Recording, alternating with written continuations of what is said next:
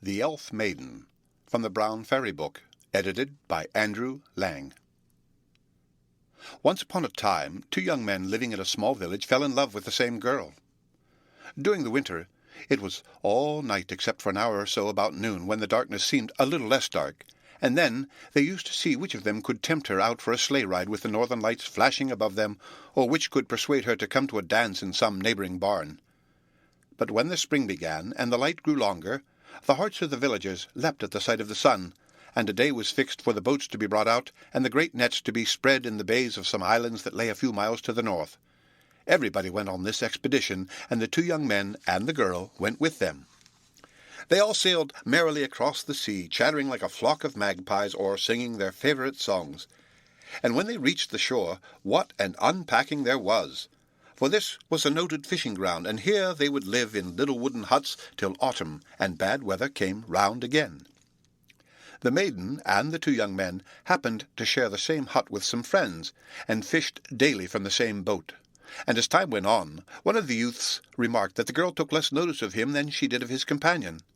At first he tried to think that he was dreaming, and for a long while he kept his eyes shut very tight to what he did not want to see. But in spite of his efforts, the truth managed to wriggle through, and then the young man gave up trying to deceive himself, and set about finding some way to get the better of his rival.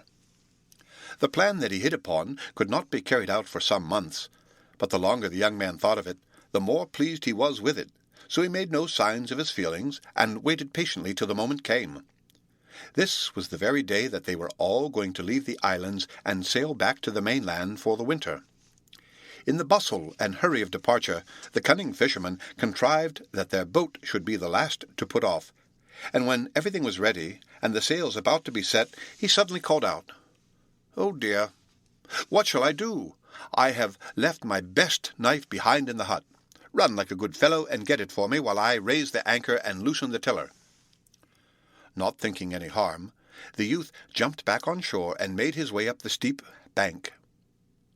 At the door of the hut he stopped and looked back, then started and gazed in horror. The head of the boat stood out to sea, and he was left alone on the island. Yes, there was no doubt of it, he was quite alone, and he had nothing to help him except the knife which his comrade had purposely dropped on the ledge of the window. For some minutes he was too stunned by the treachery of his friend to think about anything at all, but after a while he shook himself awake, and determined that he would manage to keep alive somehow, if it were only to revenge himself. So he put the knife in his pocket, and went off to a part of the island which was not so bare as the rest, and had a small grove of trees. From one of these he cut himself a bow, which he strung with a piece of cord that had been left lying about the huts. When this was ready, the young man ran down to the shore and shot one or two sea-birds, which he plucked and cooked for supper. In this way the months slipped by, and Christmas came round again. The evening before, the youth went down to the rocks and into the copse, collecting all the driftwood the sea had washed up or the gale had blown down, and he piled it up in a great stack outside the door, so that he might not have to fetch any all the next day. As soon as his task was done, he paused and looked out towards the mainland, thinking of Christmas Eve last year, and the merry dance they had had. The night was still and cold, and by the help of the northern lights he could almost see across to the opposite coast, when suddenly he noticed a boat which seemed steering straight for the island. At first he could hardly stand for joy, the chance of speaking to another man was so delightful. But as the boat drew near, there was something, he could not tell what, that was different from the boats which he had been used to all his life, and when it touched the shore, he saw that the people that filled it were beings of another world than ours. Then he hastily stepped behind the woodstack and waited for what might happen next.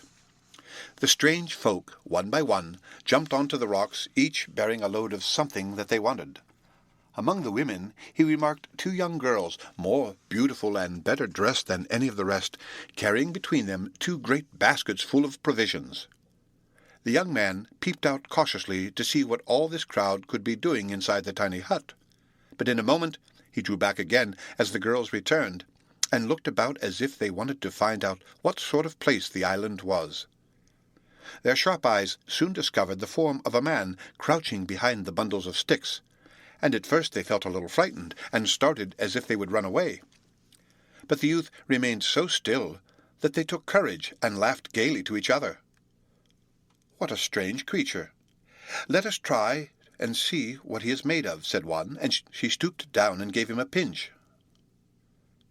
Now the young man had a pin sticking in the sleeve of his jacket, and the moment the girl's hand touched him, she pricked it so sharply that the blood came. The girl screamed so loudly that the people all ran out of their huts to see what was the matter. But directly they caught sight of the man, they turned and fled in the other direction, and picking up the goods they had brought with them, scampered as fast as they could down to the shore. In an instant, boat, people, and goods had vanished completely. In their hurry they had, however, forgotten two things: a bundle of keys which lay on the table, and the girl whom the pin had pricked, and who now stood pale and helpless beside the wood stack. "You will have to make me your wife," she said at last, "for you have drawn my blood, and I belong to you." "Why not? I am quite willing," answered he. "But how do you suppose we can manage to live till summer comes round again?" "Don't be anxious about that," said the girl. "If you will only marry me, all will be well. I am very rich, and all my family are rich also." Then the young man gave her his promise to make her his wife. And the girl fulfilled her part of the bargain, and food was plentiful on the island all through the long winter months, though he never knew how it got there. And by it was spring once more, and time for the fisher folk to sail from the mainland. "Where are we to go now?" asked the girl one day when the sun seemed brighter, and the wind softer than usual.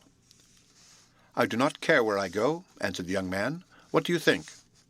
The girl replied that she would like to go somewhere right at the other end of the island and build a house far away from the huts of the fishing folk. And he consented, and that very day they set off in search of a sheltered spot on the banks of a stream, so that it would be easy to get water.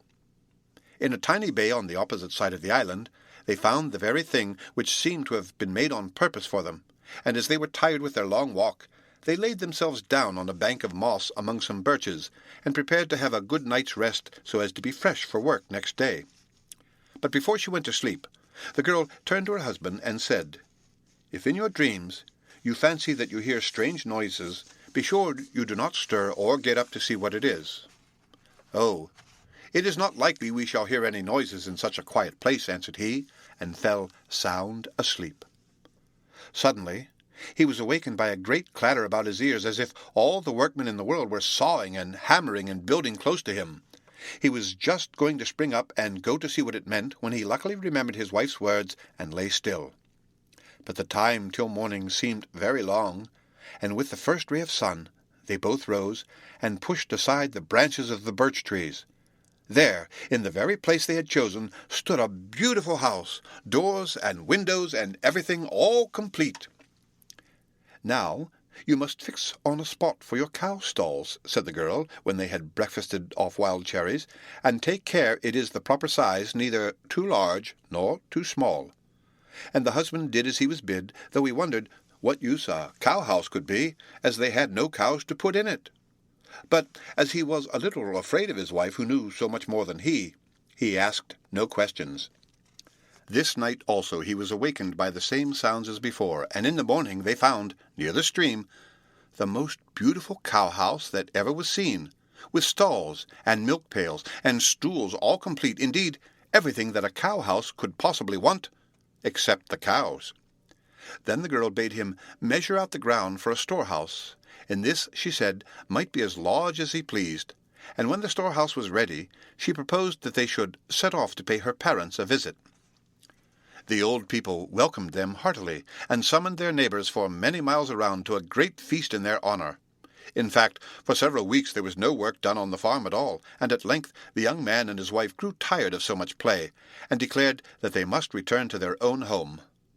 But before they started on the journey, the wife whispered to her husband, "Take care to jump over the threshold as quick as you can, or it will be the worse for you." The young man listened to her words, and sprang over the threshold like an arrow from a bow, and it was well he did, for no sooner was he on the other side than his father-in-law threw a great hammer at him, which would have broken both his legs if it had only touched him. When they had gone some distance on the road home, the girl turned to her husband and said, "Till you step inside the house, be sure you do not look back, whatever you may see or hear."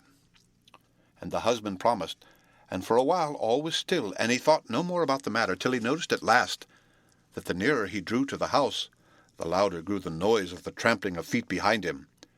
As he laid his hand upon the door, he thought he was safe, and turned to look. There, sure enough, was a vast herd of cattle which had been sent after him by his father-in-law when he found that his daughter had been cleverer than he. Half of the herd were already through the fence and cropping the grass on the banks of the stream, but half still remained outside and faded into nothing even as he watched them. However, enough cattle were left to make the young man rich, and he and his wife lived happily together, except that every now and then the girl vanished from his sight and never told him where she had been. For a long time he kept silence about it, but one day, when he had been complaining of her absence, she said to him, "Dear husband, I am bound to go even against my will, and there is only one way to stop me. Drive a nail into the threshold, and then I can never pass in or out." And so he